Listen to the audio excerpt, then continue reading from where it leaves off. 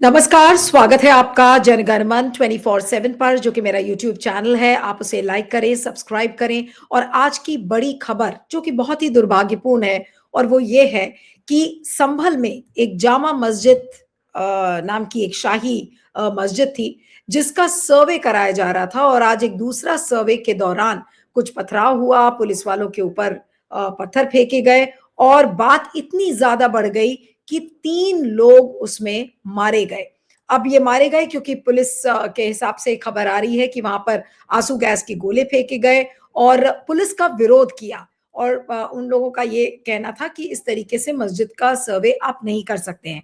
3 लोगों के मौत की खबर आ रही है और ये लोग नईम बताया जा रहा है, बिलाल दूसरा व्यक्ति का नाम है और तीसरा निमन और करीब 20-22 ऐसे पुलिस के अधिकारी हैं जिनको चोट लगी है और इस समय ये बताया जा रहा है कि करीब 15 लोगों को डिटेन किया गया है। ये वहाँ के डिविजनल कमिश्नर ने ये बात बताई है और ये सारा जो टेंशन है, ये उसी समय एस्केलेट किया जिस समय ये दूसरा सर्वे जामा मस्जिद का चल रहा था। और उसके बाद पुलिस को जैसे मैंने आपको बोला कि आंसू गैस के गोले और उनको फोर्स इस्तेमाल करनी पड़ी। लेकिन सवाल ये उठता है कि ये अचानक से ऐसे क्यों हुआ? क्या इसको लेकर कोई प्लान बना था? क्या ये योगी सरकार की एक बड़ी चाल हो सकती है?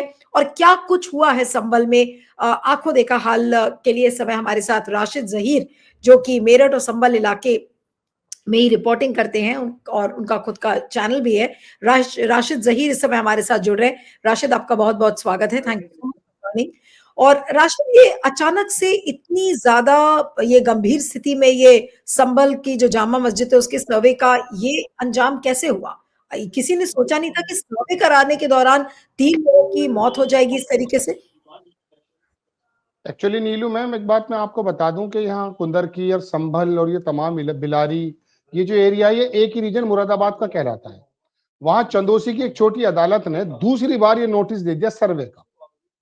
इसके बारे में जरूरी था या नहीं था ये तो नहीं मालूम, लेकिन बात यह है कि ये दूसरी बार जो सर्वे हुआ है उसके अंदर वो विष्णु जो वकील हैं, वो पहले आपको मालूम होगा बनारस के संबंध में भी काफी सुरखरू रहे हैं। जय श्री राम के नारा लगाते हुए एएसआई की यानी कि आर्कियोलॉजिकल जो डिपार्टमेंट है उसकी टीम जब आ रही है तो वहां का माहौल वैसे ही गर्म हो गया था। पहले भी सर्वे हुआ था, वो किसी तरह से निमट गया। फौरन एक के बाद दी गिरे, यानी कि एक के बाद दूसरा फौरन सर्वे रिपोर्ट आने लगी। अब सर्वे की जब टीम आ रही है तो जय श्री राम के नारे लगाए जा रहे हैं। और दूसरी बात, चंदोसी की उस लोकल कोर्ट ने जो आदेश दिया है सर्वे का, वो रजत शर्मा देश का एक बड़ा पत्रकार, वो ये कह रहा है कि साहब इसकी कोई ज्यादा जरूरत नहीं थी। चलिए खैर, वो एक कानूनी पहलू है, उस पर हम बात बाद में कर लेंगे। लेकिन इस प्रकार के हालात चंदोसी के अंदर, बिलारी के अंदर, कुंदरकी के अंदर, संभल के अंदर, पूरे रीजन में यहाँ 65% मुसलमान रहता है। कुंदरकी में 65 है, संभल में 60 है, मुरादाबाद में 55 है, रामपुर में 60 के करीब है। वहां पर आकर के आप इस तरह का काम कर रहे हैं। आखिरकार वही काम हो गया जिसके बारे में किसी जमाने में नीलू मैम अमित शाह ने कहा था कि अदालतों को, हम अपनी तरफ से तो कुछ बोल ही नहीं रहे, अदालतों को अपनी कोई बात कहते हुए लॉ एंड ऑर्डर की परवाह करनी चाहिए। ये अमित शाह के शब्द हैं। मतलब मैं उसको अपने शब्दों में बता रहा हूं। हालांकि मैंने उस समय क्रिटिसाइज किया था, चूंकि ये कानून का, हमारे लोकल प्रशासन का काम होता है लॉ एंड ऑर्डर को मेंटेन करना। लेकिन ये बाकायदा सर्वे कर जाना और उसके बाद फिर वहां पर ऐसा माहौल पैदा कर देना, पूरे देश में जब कोई गिरिराज नाम का व्यक्ति निकालता है स्वाभिमान यात्रा, कटेंगे और बटेंगे के नारों में जब पूरा देश बटा हुआ है, बटने की कोशिश करा रहे नेता, ऐसे समय में इनका मकसद पूरा हो गया। मैंने सुबह एक जगह खबर बनाई, मैंने यही कहा कि ये तमाम सवालों से नजर हटाते हुए इस काम को करना चाहते हैं जो नफरत फैलाने वाले लोग हैं। अब संभल के अंदर 3 लोग जो मारे गए हैं, इसके बारे में वहां का लोकल कमिश्नर कह रहा है कि साहब वहां पर पुलिस को तो इजाजत भी नहीं थी, तो 2 पक्ष थे। जबकि वीडियो के माध्यम से आपको पता चलेगा, अखिलेश यादव ने भी उसको ट्वीट किया है कि वो डायरेक्टली गोली चला रहे हैं, सीने पर गोली मारी है, आंख पर गोली मारी है। और नहीं, तो ये बल्कि जो जो वो गोली लोग मारने वाले लोग थे, ये गोली मारने वाले मतलब ये कह रहे हैं कि आप पुलिस की तरफ से ये गोलियां चली? जो विक्टिम है, जिनको गोली मारी गई, उनके परिवार के तो बयान यही आ रहे हैं कि ये पुलिस ने गोली चलाई है। लेकिन वहां का कमिश्नर, एक बात मैं साथ में और भी जोड़ दूं जो शायद हमारे प्रोग्राम से बिल्कुल अलग है, यहाँ का कमिश्नर के बारे में जरा ये पता कर लें कि वो कितने बरस से यहाँ पर कायम है। हैरत होगी, हिंदुस्तान में शायद ऐसी नजीर आपको ना मिले कि जिसने 9 से लेकर 12 इलेक्शन अपने कार्यकाल में करा दिए हैं। वो आदमी मुरादाबाद का कमिश्नर है और वो आकर के बताया ये जा रहा है कि झूठ बोल रहा है। अब बहरहाल बात यह है कि आजम खान के लड़के ने भी इनके बारे में कहा था कि एक ही अधिकारी को आप क्यों रखना चाहते हैं, क्योंकि पिछले दिनों रामपुर का जब इलेक्शन हुआ था, आपको मालूम है वहां क्या हुआ था। बहरहाल मैं संभल पर आता हूं। संभल में जो 3 लोग मारे गए हैं, दरअसल बात यही है कि अब इनके फोटो जो है ट्विटर के ऊपर वायरल हो रहे हैं। लोग जिस तरह के ट्रोल आर्मी के लोग हैं वो ये कह रहे हैं कि उपद्रवी था, पत्थरबाज था, मारा गया, मतलब प्रोवोकिंग करने लगे हैं। जिस तरह से रशिया को प्रोवोक करने के लिए यूक्रेन का सहारा लिया जा रहा है, इसी तरह से ये समझ लीजिए कि भारत के अंदर एक विशेष समुदाय को बार बार आप प्रोवोक क्यों कराना चाहते हैं। फिर आप ये कहने लगेंगे पत्थरबाज है। अगर पत्थरबाज है तो गोली टांग पर मारेंगे, आप सर पर मारेंगे। आपके ये पूरा का पूरा चंद्रचूड़ साहब से टाइम से भी अगर आप लेंगे ना नीलू मैम, ये रास्ता वहीं से खुला है सर्वे का। जब पुराना कानून बना हुआ है कि आजादी के इतने समय बाद तक कोई सर्वे नहीं होगा, जिसके सिर्फ बाबरी मस्जिद के अलावा, वो खोल गए थे दरवाजा। अब संभल के अंदर एक जमाने से वहां पर भी आग लगाई जा रही, चूंकि पूरी मुस्लिम बेल्ट है। उसका नतीजा क्या निकला, 3 परिवार खत्म हो गए। विशेष समुदाय का हो या कोई और बंदा हो, मरने वाले के परिवार की आहें, परिवार की चीखें, परिवार का रोना वो किसी से अलग नहीं हो सकता। माता का रोना, माँ का रोना, भाई का रोना, बाप का रोना, तो बोथ आर सेम, सबका सेम होता है। नहीं, आपने ये लेकिन काम कर पुलिस दिखाया। आप ये कह रहे हो कि सीधा सिर पर गोली अगर पुलिस मार रही है और इस तरीके से अगर वारदात हो रही है, तो ऐसा तो नहीं है कि पुलिस ने अपने आप सोच लिया होगा कि नहीं, हमें इनकी सुनना ही नहीं है, टांग पर हम इनको, इनके गोली मारना नहीं, हम सीधा इनको सिर पर मारेंगे ताकि ये मर जाए।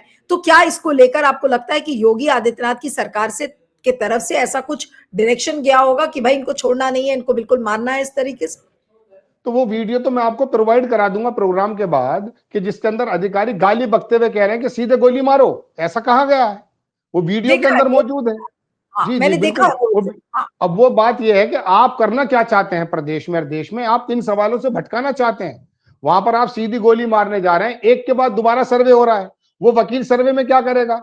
सर्वे की टीम होती है, शांति से चले जाएं। पिछली बार वहां के जितने भी मोहतमिम थे, वहां के लोकल के जो उलमा हजरात हुआ करते थे, उन्होंने सबने इकट्ठे होकर अपनी अगुवाई में अधिकारियों के साथ सर्वे करा दिया, कुछ भी नहीं मिला।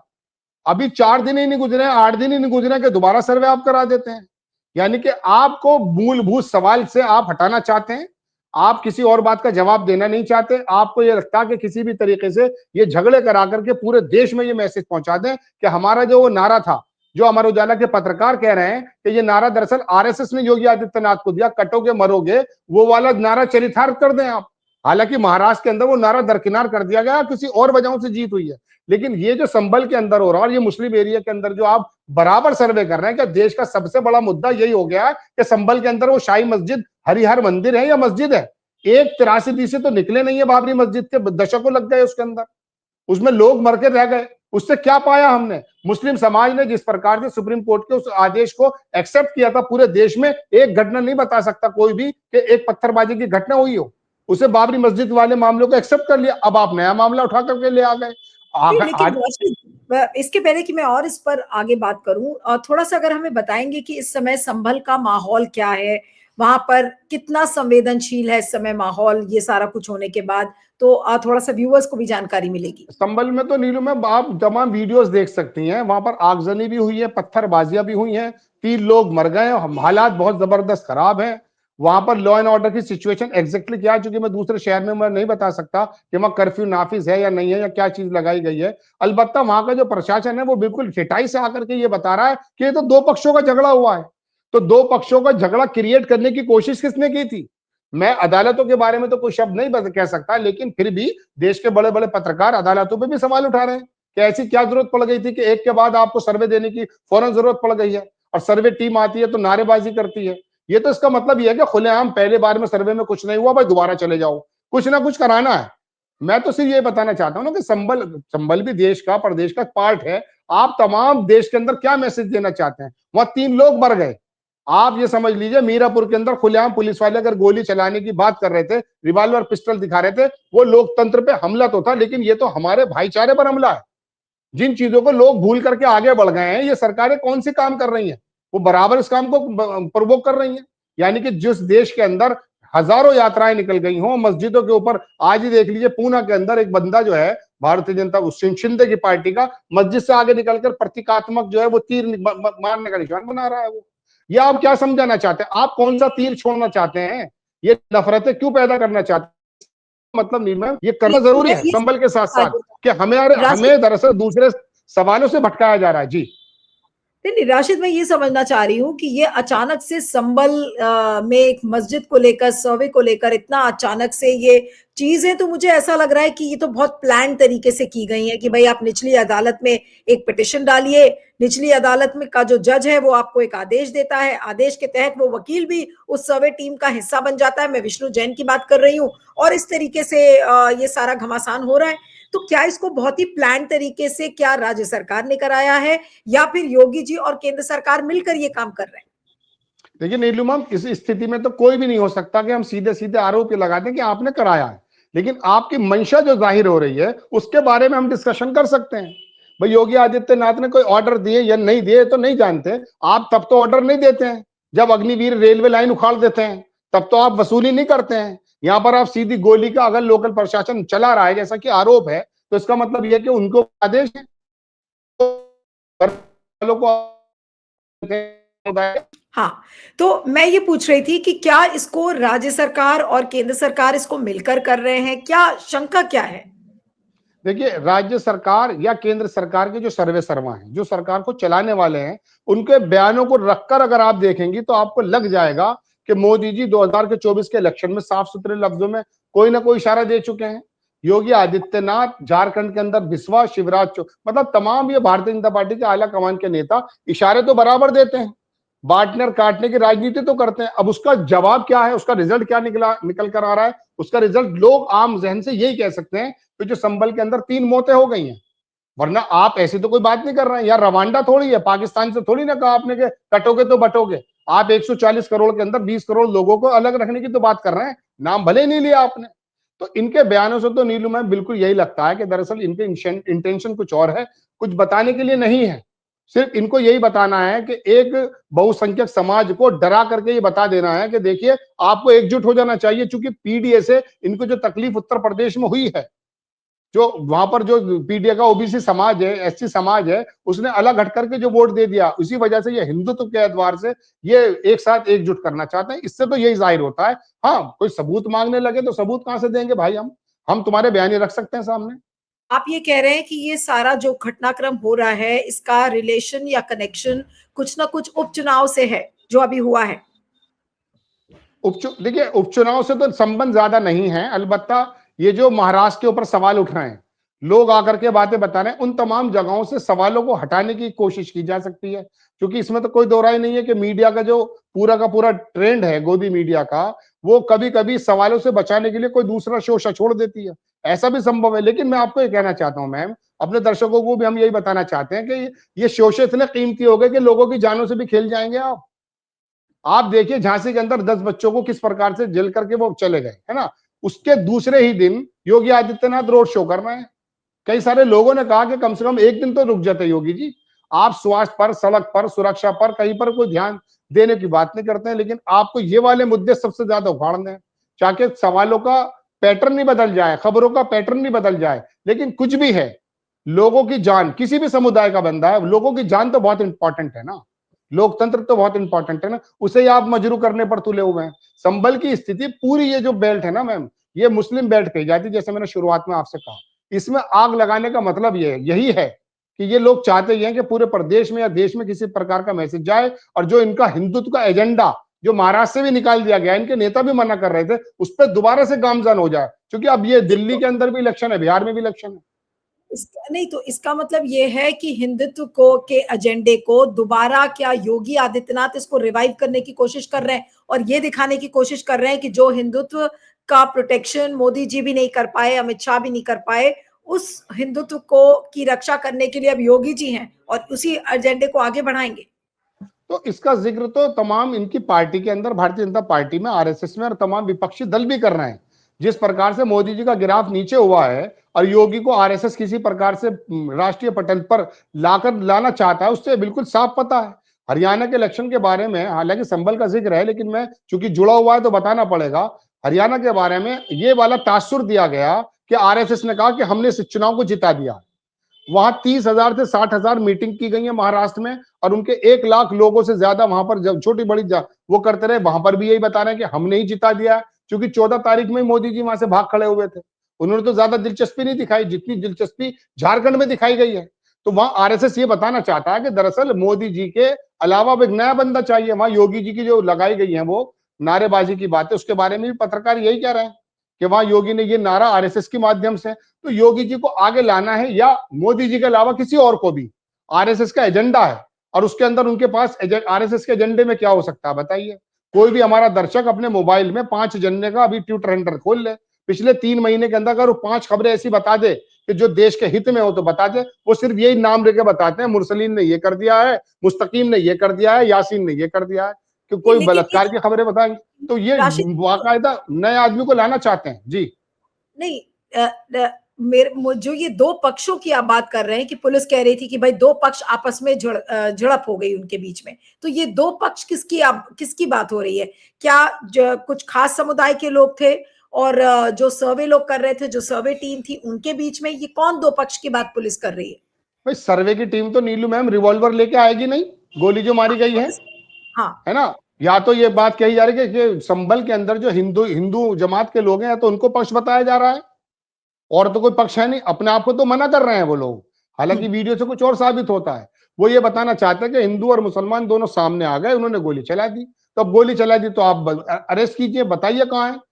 वो तो बिल्कुल साफ है ना। इसी प्रकार से इन्होंने पहले उत्तर प्रदेश के मेरठ में भी ये किया है, जब एनआरसी और जो है और सीए का आंदोलन में 5 लोगों को गोली मार दी गई है, सबकी गोलियों की रिपोर्ट इमरान मसूद आए थे तब जाकर के तो पोस्टमार्टम रिपोर्ट मिली है, परिवार वालों को भगा दिया जाता था। और एक बात मैं आपको और बता दूं, उनकी कभी रिपोर्ट दर्ज नहीं की गई है वहां पर, चूंकि पुलिस ने गोली चलाई है वो बिल्कुल साफ ना, चूंकि पोस्टमार्टम के अंदर यह बताया गया कि गोली पार हो गई, यानी कि 5 लोगों को मारा गया और 5 की गोली पार हो गई।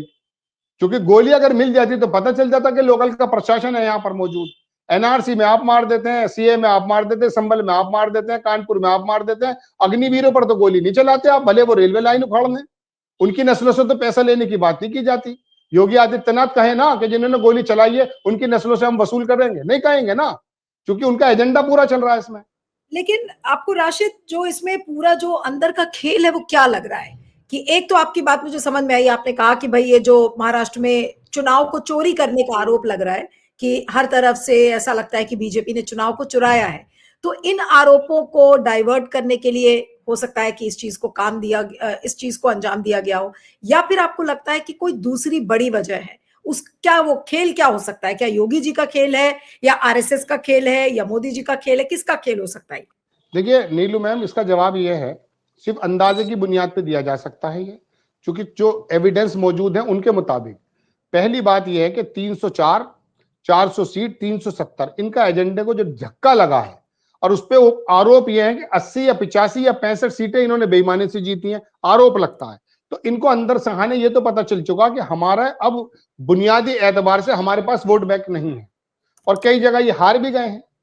तो ऐसे में इनको रिवाइवल करना है। अब रिवाइवल करने के लिए इनके पास क्या मुद्दे हैं, मोदी जी ने क्या किया 11 साल में, या तो ये बताएं, अर्थव्यवस्था के क्षेत्र में क्या किया ये बताएं, जियो पॉलिटिक्स में आपने कौन सी बाजी मारी ये बताएं। इनके पास बताने को कुछ नहीं है। तो इनको नजर ये आता है कि सन 80 से जब से भारतीय जनता पार्टी बनी है तब से लेकर 2024 तक, मैं आपको एक खबर और दे देता हूं, इसमें कभी भी आज तक भारतीय जनता पार्टी का एक बार को छोड़ के वोट परसेंटेज कभी नहीं घटा, हमेशा बढ़ा है। और इनकी जो मैं कह सकता हूं संजीवनी ड्यूटी है वो है हिंदुत्व, आपस में वर्गीकरण करना।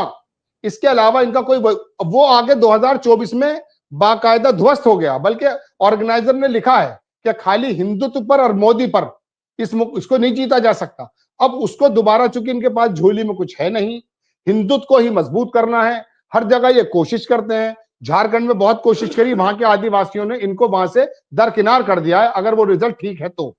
वहां पर मुंबई में भी गए हैं ये, मुंबई में योगी जी की तमाम सभाओं को कैंसिल करके नितिन गडकरी को लाए, क्योंकि वो वहां नारा चल नहीं रहा था। लेकिन इनके पास मैं बता रहा हूं ना, कुछ नहीं इनकी झोली में, इनके पिटारे में, सिवाय इस बात के कि ये हिंदू मुस्लिम कर पाए। और ये काउ बेल्ट है, कल एक पत्रकार इसको इसी नाम से पुकार रहे थे, हम तो अपनी तरफ से कुछ कहते नहीं है।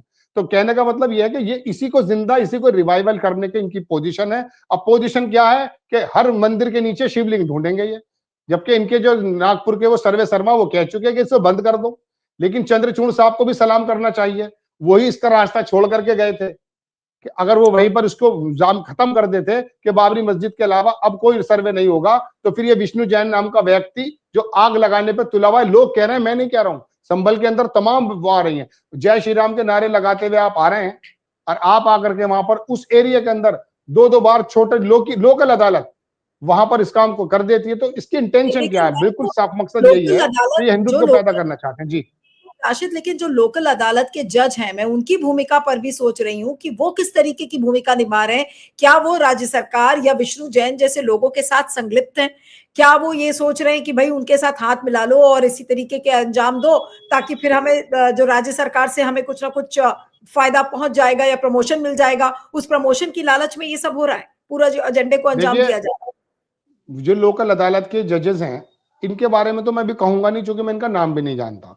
मैं सिर्फ इतना बताना चाहता हूं कि क्या बाबरी मस्जिद के जजेस को बाद में उनको रिवार्ड के रूप में, लोगों का कहना, उनको रिवार्ड नहीं मिला है क्या? हर एक जज, हर एक निकलने वाला विभाग का बड़ा अफसर, वो अपने लिए जमीन तैयार करके जाता है पहले। किसी को गवर्नर बना दिया जा रहा है, किसी को किसी का डायरेक्टर बना दिया जा रहा है, किसी को राज्यसभा दी जा रही है। और दूसरी बात, ये मर्ज आप और मेरी बातचीत से बहुत आगे है। आपको और मुझे शायद इस बात का संज्ञान नहीं है कि विभागों में जो आरएसएस का जहरीला, मैं कह सकता हूं, असर पहुंच चुका है, उसके बारे में नहीं पता कर सकते हमारा आप? हर एक अधिकारी दाले वाले से किस प्रकार से बिहेव कर रहा है और वो नॉन मुस्लिम से क्या बिहेव कर रहा है, इसके कोई सबूत तो होते नहीं है, लेकिन लोगों के अंदर रोष है ये। तो ये तमाम जजेस भी, इसमें हो भी सकता है कि ये लोकल अदालत का जो जज है वो किसी से, जाहिर सी बात है, उसने तो, अब तो हाई कोर्ट के जज कंप्रोमाइज हो रहे हैं। दुष्यंत दवे सुप्रीम कोर्ट के पूर्व बार अध्यक्ष जो थे, उन्होंने बहुत सही बात कही थी अपने शब्द कि सुप्रीम कोर्ट का तमाम जजेस का जो पैनल है फुली कंप्रोमाइज हो चुका था।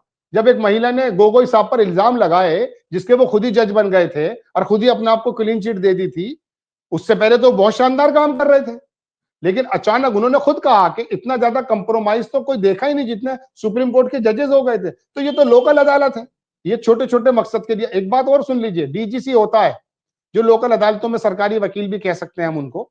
मैं आपको बता दूं, मैं आपको शहर के नाम गिना दूंगा। सुबह को जब शाखा लगती है तो ये डीजीसी और लोकल अदालत के और तमाम जो अफसर हैं, वो जाके आरएसएस की शाखाओं के अंदर तो सुबह सुबह निर्देश लेते हैं।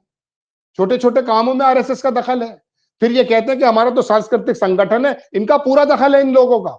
और दखल भी किस प्रकार का है कि इनको मालूम है कि छोटे छोटे इशू को बढ़ाना है। एक खबर मैं और दे देता हूं आपको नीलू मैम, हमारे दर्शक भी सुन लें। हुआ यूं है कि अब आरएसएस और बीजेपी के जो छोटे छोटे संगठन है लोकल लेवल पर, उन्होंने मोहल्लों के अंदर छोटे छोटे ऐसे, मैं शब्द वो इस्तेमाल नहीं करना चाहता, लेकिन कहते हैं आम जबान में कुकुर मुत्ते, वो इस प्रकार के छोड़ दिए हैं कि वो छोटे छोटे मामलों का इशू बनाते हैं। अब वो देख लेते हैं कि अगर ये इशू हिंदू मुस्लिम बनने लायक है तो वहां का जो गोदी मीडिया का प्रिंट अखबार है फौरन आकर वो छाप देता है। वो छोटा सा झगड़ा होता है एक नल के ऊपर, एक नाली के ऊपर, एक नाले के ऊपर, लेकिन जब दो समुदाय आ जाते हैं तो बता देते हैं साहब भक्ति संगीत बंद करा दिया है, साहब ये काम करा दिया है, साहब ये काम करा दिया है। तो ये तमाम चीजें यहां से निकल कर आती हैं। फिर आरएसएस के अधिकारी बाकायदा, हमारे पास तो इस तरह की बहुत सारी चीजें हमारे सामने आती हैं, अब एविडेंस के रूप में अगर कहेंगे तो रखना शुरू कर देंगे। वो अधिकारियों को इन्फ्लुएंस में लाते हैं कि ऐसा हो रहा है हमारे यहाँ, योगी जी की सरकार चल रही है, ऐसा कैसे हो जाएगा? अब बताइए, गाजियाबाद के अंदर गौ मांस पकड़ा गया है, उसका सर्वे कौन है? पता तो कर लो, दुनिया भर में पता चल रहा है, पंडित जी बैठ रहे हैं, वो एक्सपोर्ट कर रहे हैं। लेकिन यहाँ नहीं, लोकल के लोगों को गोकशी के ऊपर किस प्रकार से मारा जा रहा है? आरएसएस नहीं, उसमें इन्वॉल्व रहती है। नहीं, आरएसएस तो ठीक है, लेकिन अब क्योंकि ये यूपी का मामला है, संभल का मामला है, तो यहाँ पर आपको क्या लगता है कि क्या योगी और आरएसएस एक साथ मिलकर, योगी आदित्यनाथ और आरएसएस मिलकर ये खेल कर रहे हैं? ये क्या शंका क्या लग रही है? या फिर केंद्र सरकार भी मिली हुई है और भाई उसने पहले से निर्देशन दे दिया है कि भाई करो, आपको खुली छूट है, ये सब करिए आप जाकर। देखिए नीलू मैम, इसका जवाब तो मैं दे चुका कि देखिए, निर्देशन के बारे में तो मेरे पास कोई पुख्ता सबूत है नहीं। मैं तो इनके बयानों से अंदाजा कर सकता हूं कि आप किस चीज में ज्यादा संवेदनशील हैं और किस चीज में नहीं हैं।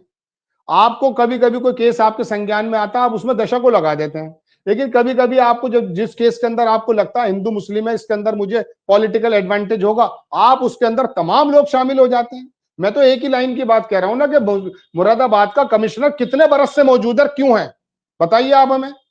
उसको 5.5-6 साल हो गए वहां पर मौजूद हुए, और वो 9 इलेक्शन तो अभी 2 इलेक्शन पहले करा चुका है, ये आजम खान का बेटा कह रहा है। क्योंकि रामपुर का इलेक्शन से तो सुरखुरू हुआ है वो तमाम, जब वहां का सांसद भी जिता दिया गया वहां का, इस बार से पिछली बार की बात कर रहा हूं। तो ये बिल्कुल साफ नजर आता ना, इन बातों से लगता यह है कि योगी आदित्यनाथ की सरकार हो या केंद्र के लोग हों, वो इस वाले मामले को बराबर हवा देना चाहते हैं, ऐसा महसूस देता है। इसका कोई पुख्ता सबूत कोई प्रशासनिक नहीं दिया जा सकता। कोई खोजी पत्रकार अंदर से कोई निकाल के लाए, वो तो फोन पर बात होती है। अधिकारियों की वाणी से पता चल जाता है कहां से निर्देशित हैं ये लोग। जो मामलों में बहुत तेजी से काम करना चाहिए, वहां पर इनको सिंकारा पिलाने की जरूरत होती है।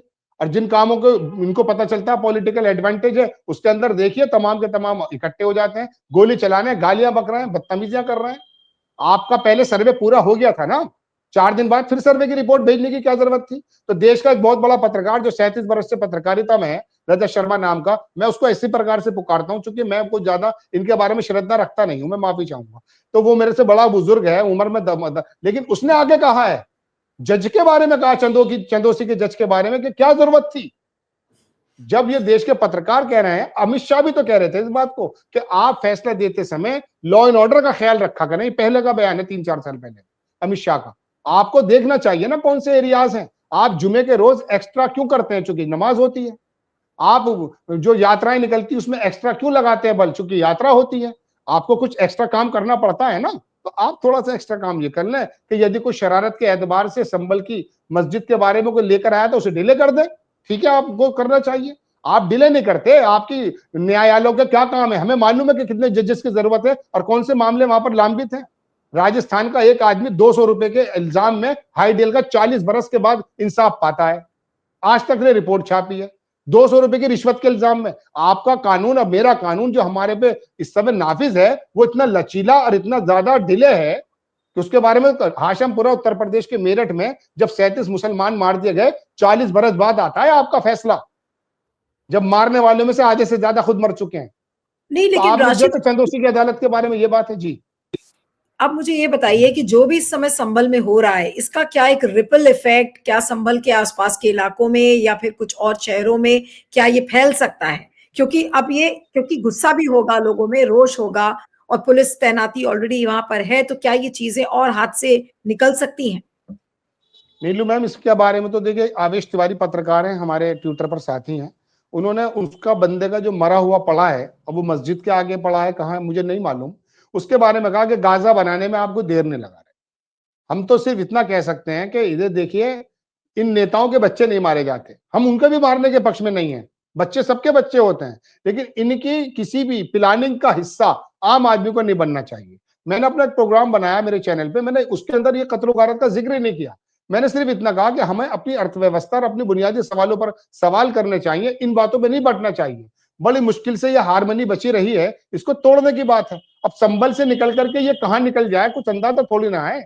आप तो बिहार को, दिल्ली को, प्रदेश को, इस पूरी पट्टी को आप इसी प्रकार से बनाना चाहते हैं, क्योंकि आपका पॉलिटिकल जो एम है वो पूरा हो रहा है। उसमें क्या मुसलमान की जान चली जाए, चाहे उसमें हिंदू की जान चली जाए, जाने वाला गरीब ही है। लेकिन एक बात और भी है मैम, इसके बारे में बड़े सधे हुए और बहुत ही सुलझे हुए, मैं तो कह रहा हूं बहुत एहतियात के साथ बोलने की जरूरत है। और सरकार अगर हमारी बात सुन रही है तो ये उनको चेताने की बात नहीं है, उनसे मैं सिर्फ एडवाइस के रूप में बात बता देना चाहते हैं, हम भी बता देना चाहते हैं कि याद रखिएगा, आप किसी भी वर्ग को इतना ज्यादा टीज मत कीजिए कि फिर जगह जगह संभल बन जाए, क्योंकि भीड़ का कोई मुंह नहीं होता। आप बिल्कुल, बार बार मस्जिदों के सामने आकर के तीर कमान यात्राओं से नारेबाजी करेंगे, तलवारों का प्रदर्शन करेंगे। आप ये उम्मीद मत कीजिए कि वो समुदाय चुपचाप बैठा होगा। सभी जगह हुडलम्स मौजूद है, सभी जगह गुंडे भी मौजूद है, लेकिन मरने वाला वहां गरीब ही आदमी होता है। तो आप ऐसी कोशिश ना करें। अदालतें हो, हमारा जर्नलिज्म हो, हमारा प्रशासनिक अधिकारी हो, या बाकी कोई सा भी खंबा हमारा हो, उसको ये काम जरूर करना है। हम भी तो बोलते हुए बहुत ज्यादा संयम रखते हैं। हमारे भी, हम भी पत्रकार से नहीं, पहले हम लेकिन ये नागरिक भी तो मामला हैं। क्या ये ऊपर की अदालत में ये मामला जाएगा, संभल में जो चीजें हो रही हैं, क्योंकि निचली अदालत के जो जज साहब हैं उन्होंने इस तरीके का आदेश दिया जिस पर ये सारी चीजें हुई हैं, तो क्या अब ये मामला हाई कोर्ट में या सुप्रीम कोर्ट में जाना तय है? देखिए, बात यह है कि अभी तो यहां से कुछ निकल कर आएगा, जाहिर सी बात है, अदालतों के दरवाजे खुले हुए हैं दोनों पक्षों के बारे में। लेकिन जो नुकसान होना था वो तो हो चुका, वो कानूनी कार्रवाई कहां तक पहुंच जाए। यहाँ तो एक अजीबोगरीब मामला है कि एक कागज आप वैसा भी लेकर आ जाएंगे, आप 50 साल खींच दीजिए, लेकिन उसको खींचने से जो नफरतें पैदा होंगी। अब देखिए, शुरुआत में जब आपको याद होगा, बनारस में अफवाह उड़ी कि शिवलिंग मिल गया, पूरे देश के हालात बताइए कितना कितना फुटेज खा गया था वो। यही तो उसमें विष्णु ये बंदा था उसके अंदर भी। हालांकि अपना काम कर रहा है, कोई गलत नहीं कह रहे, लेकिन आपकी रोजी रोटी इसी में चल रही है, क्या कर सकते हैं बताइए। तो ये अदालतों में जाएगा नहीं जाएगा वो तो बात अलग है, वो दोनों पक्ष जाने। लेकिन बात ये कि अदालत में जाते जाते ये कितनी जगह, विनोद दुआ बहुत बड़े पत्रकार ये कहा करते थे नीलू मैम कि अडवाणी जी ने जब रथ यात्रा निकाली है तो उसका जो धुआं है, वो जो सांप्रदायिक धुआं, वो पूरे भारत को काला करके चला गया। तो आप लोग अदालत में जाएं, सुप्रीम कोर्ट में जाएं, किसी भी अदालतों में जाएं या चुनावी अदालतों में भी जाएं, लेकिन आप वो जो गंदगी बिखेरेंगे उससे लोगों के अंदर तो अच्छा बात पैदा नहीं होती है।